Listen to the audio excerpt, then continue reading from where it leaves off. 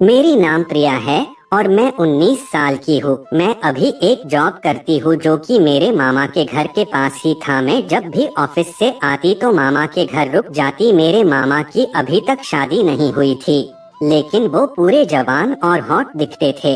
वो शादी के लिए राजी नहीं होते थे क्योंकि उनको शादी का सुख पहले ही मिल जाता था। मैं जब जाती मामा के घर तो मामा मुझे घूर घूर के देखत थे। मुझे तो डर सा लगने लगा कि मामा की शादी नहीं हुई है और मामा मुझे इस तरह से देख रहे हैं कि मुझे। अब तो मैं जब घर आई तो सोचने लगी कि क्या करूं, फिर भी मैंने किसी को नहीं बताया। फिर जब अगले दिन ऑफिस से मामा के घर गई तो मामा दरवाजा पर ही खड़े थे और मैं पीली कलर की शूट पहनी थी जो कि थोड़ी टाइट थी। तो मामा मुझे गहरी नजरों से निहार रहे थे। फिर मुझसे बोले कि प्रिया तुम क्या काम करती हो? तो मैं डरते हुए बोली कि मामा ऑफिस का काम करती हूँ। फिर बोले कि ये ड्रेस किसने दी है? तो मैं बोली कि भैया ने दिलवाया है। वो बहुत अच्छा दिख रहा है, तुम्हारे बदन पर ऐसे ही सटा हुआ ड्रेस पहना करो, अच्छा दिखती हो। फिर मैं बिना कुछ बोली अंदर चली गई। उस के बाद मैं नानी के पास गई तो नानी से मैं बोली कि नानी मामा की शादी क्यों नहीं करा रही हो? तो नानी बोली तुझे क्या पड़ी है, उसकी शादी होगी। तब तक मामा आ गए और मैं चुप हो गई। फिर मामा ने बोले कि माँ एक चाय बना दो। फिर नानी चाय बनाने चली गई, मैं भी उनके पीछे किचन में गई। फिर चाय बनाने के बाद नानी बोली कि प्रिया ये को चाय दे दो रमेश को। फिर मुझे झट से लगा कि कही गई तो कुछ ऊंच नीच न कर दे। फिर मैं चाय लेकर मामा के कमरे में गई तो मामा अपना शर्ट खोलकर बैठे थे। तो मैं बोली मामा चाय? तो मामा मुझे घूरने लगे। थोड़ी देर बाद बोले कि टेबल पर रख दो। तो मैं टेबल पर रख दी। मामा मेरी दूसरी नानी के तीसरे बेटे थे। नाना जी ने 2 शादियां की थीं। बड़ी नानी अब इस दुनिया में नहीं थीं। मामा जब वे वन विभाग में अधिकारी हुए तो सबसे अधिक खुशी मुझे ही हुई थी। हाँ, तो मामा के लिए रिश्तों की बहार सी आ गई थी उन दिनों। लेकिन बड़े नखरे थे मामा के विवाह के लिए। चूंकि छोटी नानी की पहलौठी की 2 संतानें पैदा होकर चल बसी थीं और मामा बड़ी मान मनौतियों के बाद पैदा हुए थे, साथ ही फूल पान की तरह पाले भी गए थे। इसलिए घर वालों ने उनके नखरे भी सिर आंखों पर लिए। कितनी ही लड़कियां देखी गईं उनके ब्याह के लिए, देख देख कर छोड़ी गईं। किसी का रंग दबा तो किसी की हाइट कम, कोई मोटी है तो किसी की आंखें छोटी हैं। दर्जनों रिश्ते छोड़े गए, लेकिन मामा का ब्याह कहीं तय नहीं हो पाया। माँ और नानी को कई बार कहते सुना कि रमेश को तो कोई हूर की परी ही चाहिए। हाँ, मेरे मामा थे ही ऐसे कि उनके साथ कोई ऐसी वैसी लड़की जंचती ही नहीं। गोरे, उजले, स्वस्थ, सुदर्शन, आकर्षक, हंसमुख, कितने विशेषण दूं मैं उनके लिए। मामी के लिए मेरा चाव भी काफी था। लेकिन हुआ कुछ ऐसा कि एक दिन मामा और उनके घनिष्ठ मित्र यश जब स्विमिंग पूल में तैरने गए तो पता नहीं कैसे यश गहराई में डूबता चला गया। मामा तो तैरकर बाहर निकल आए, लेकिन यश की दम घुटने से मृत्यु हो गई। यश अपने परिवार का अकेला लड़का था। रमेश मामा जब उनके वृद्ध माता पिता को दिलासा देने पहुंचे तो नाना भी साथ थे।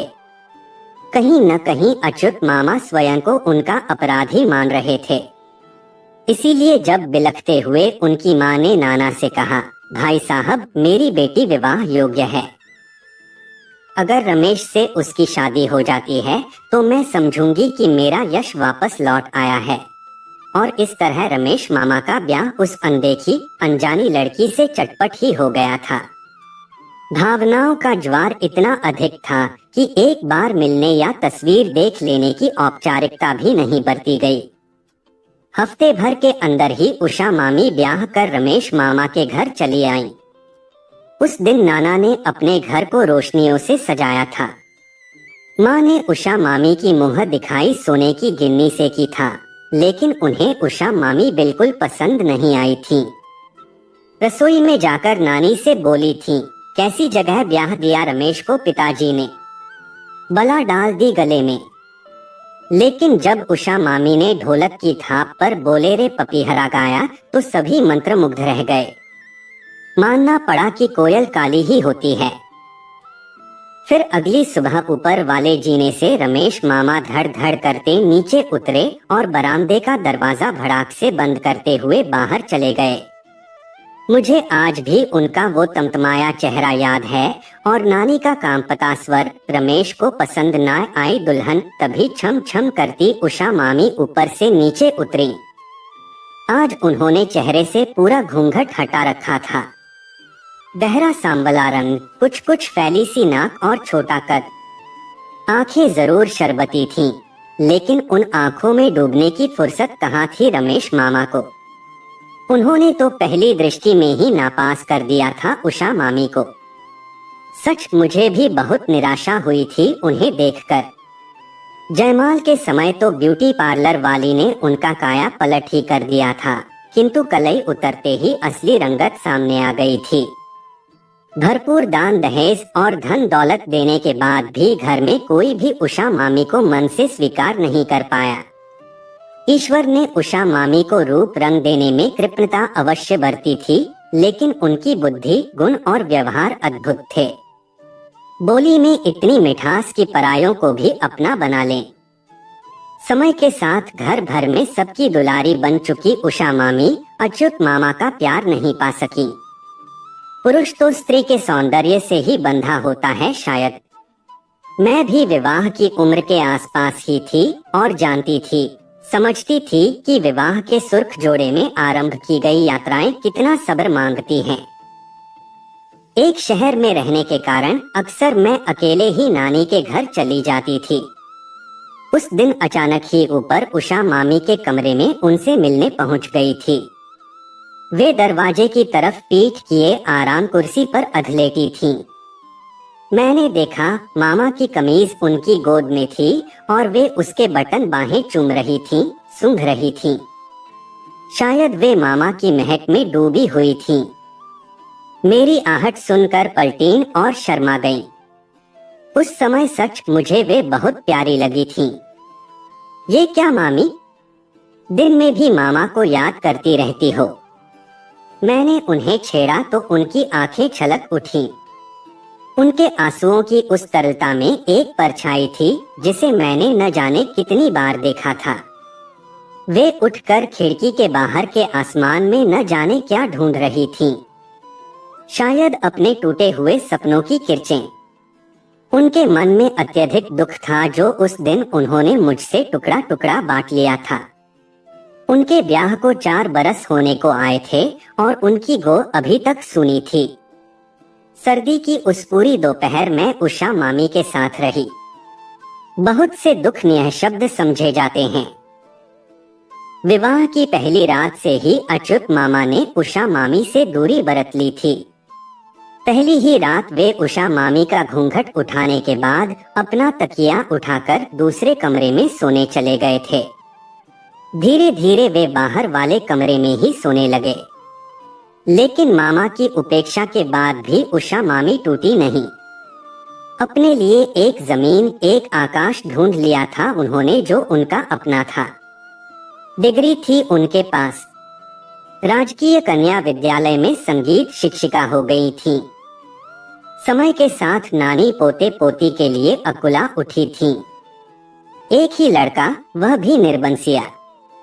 हे भगवान, ये कहाँ का न्याय है? लेकिन भगवान है ही कहाँ जो हम उससे सवाल करें। उसे तो हम बेकार में यश अपयश देते रहते हैं। फिर मामा की वंश बेल बढ़ती भी तो कैसे? जब पुरुष स्त्री का संग साथ होगा तभी न वंश बेल बढ़ेगी। जब मन ही पूरा नहीं बन पाता तो पौध कहाँ से बनेगी? ये कौन समझाए घर वालों को? नानी के तानों से मामी का कलेजा छलनी होता जा रहा था। धीरे धीरे वो ढीठ होती जा रही थी।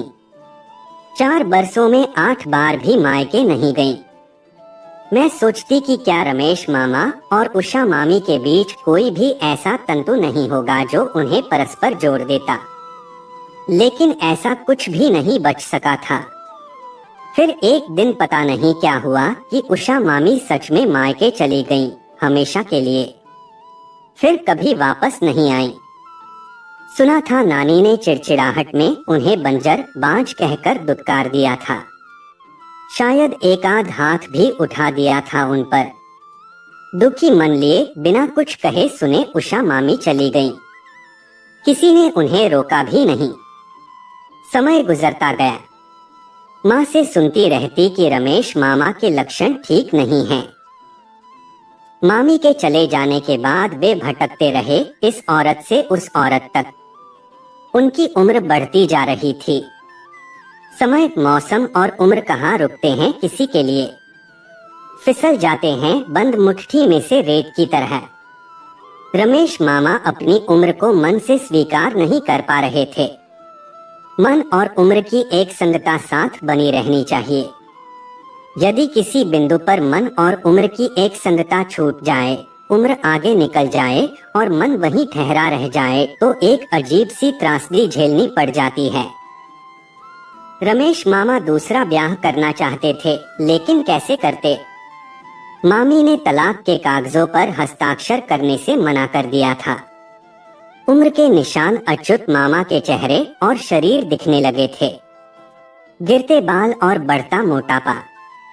वे कैसे न कैसे अपने यौवन को मुट्ठी में कर लेना चाहते थे, लेकिन वे ययाति तो थे नहीं कि कोई पुरु अपना यौवन उनको दान में दे देता।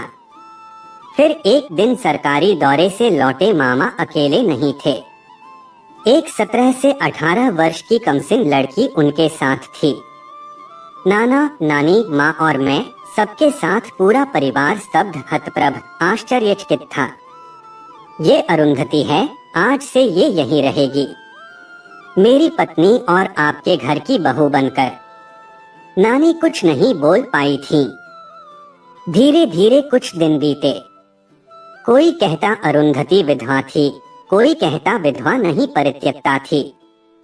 जो भी हो, अरुंधति बहुत बहुत सुंदर थी।